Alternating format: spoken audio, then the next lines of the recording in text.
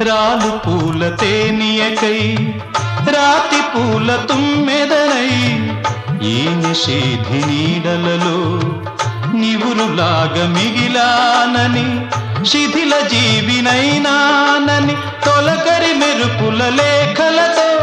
రుధిర బాష్ప జలధారలతో విన్నవించు నా చెలికి మనోవేదన మరణయాతన ఆకాశ దేశాన ఆషాఢ మాసాన మెరిసేటి ఓ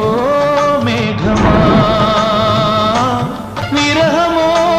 దాహమో విడలేని మోహమో